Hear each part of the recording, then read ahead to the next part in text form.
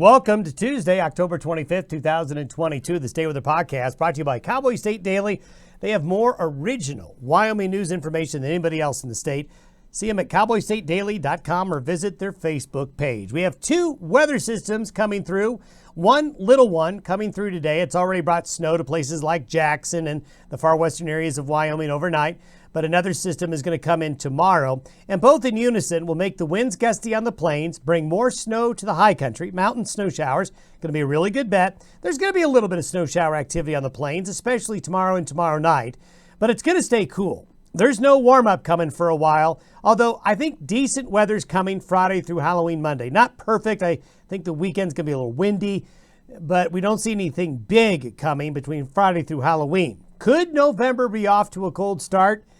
It's possible. It's on the table, and I want to give you a little bit of an example of what could happen. Not saying it will, but November could be off to a real cold start and when we take a look at the long-term trends. Beautiful photos still coming on in. Another great shot out of western Wyoming before the front came.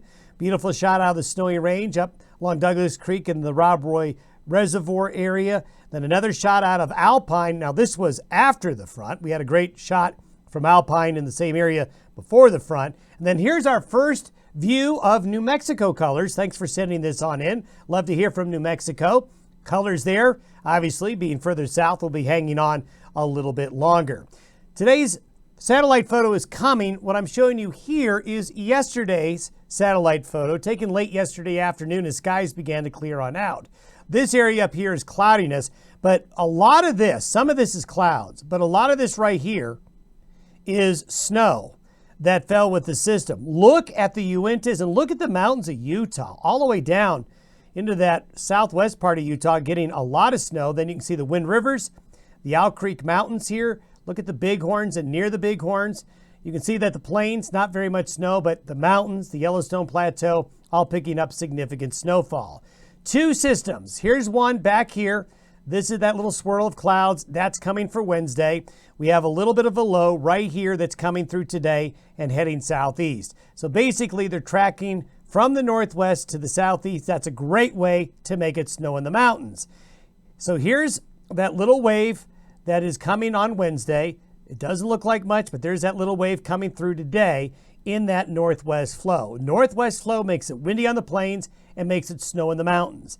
So with this next little low coming on in, we're going to have more wind. And as we get on into Wednesday, here we go. By Wednesday, 6 p.m., we have that secondary low. Notice it's a bit more, you can see it stick out a little more. It's not a really strong system, but it will bring colder air in from the northwest. It is going to bring a slug of Pacific moisture.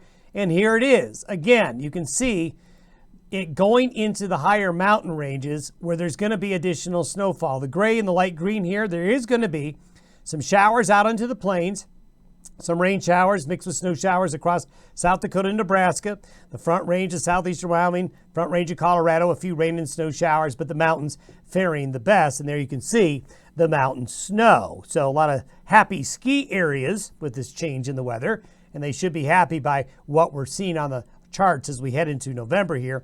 This is the 5-day temperature average compared to the normals, the 30-year average of temperatures. You can see the temperature anomaly for the entire west. It's not, really severely cold, but it is colder than normal to go through the last days of October. Now this is for Sunday. Notice it's a little innocuous. This low here is going to make it wet in the Midwest and Plain states, but generally speaking, it's a west to northwest flow that'll bring occasional snow showers to the mountains this weekend, but mainly this is a windy pattern for the plains with temperatures close to average, maybe slightly below, kind of a typical late October pattern where we have the system coming on through. So Friday through Monday, not a lot going on, but I want to show you a little bit the longer term. This is for 6 a.m. next Tuesday, so a week from today. Notice the high is building up here in Eastern Pacific again, and we're starting to see the jet stream wanting to take a dip in the west.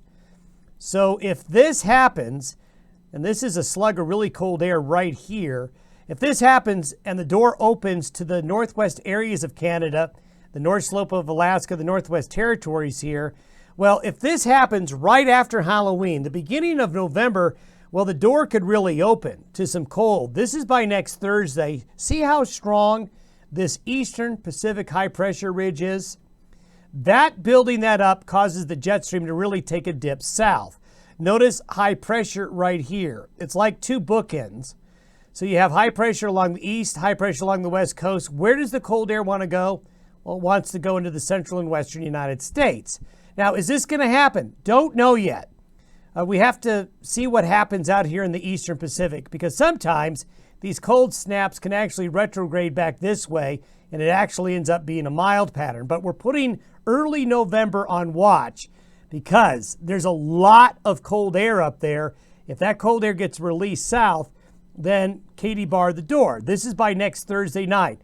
This is of interest right here. Look at Alaska, the Northwest Territories, the Yukon. You see the purple and the green here? If you are 20 to 30 degrees below your average in that part of the world in November, it's cold. It's really cold.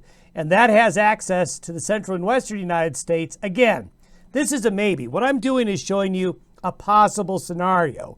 Not saying it's going to happen yet, but if you've got something going on in early November, you need to stay tuned to this podcast, and we'll see whether or not if it develops. If it does develop, it'll be significant. And if you were to look from a northern hemispheric perspective, this is for the same time. This is by next Thursday and Friday. Notice the core of the blue here has a north-south axis with it going on to the other side of the globe here. This is a pattern we've seen historically that is a cold one for the November season. So we'll have to keep an eye on it. We'll see what develops. Have yourself a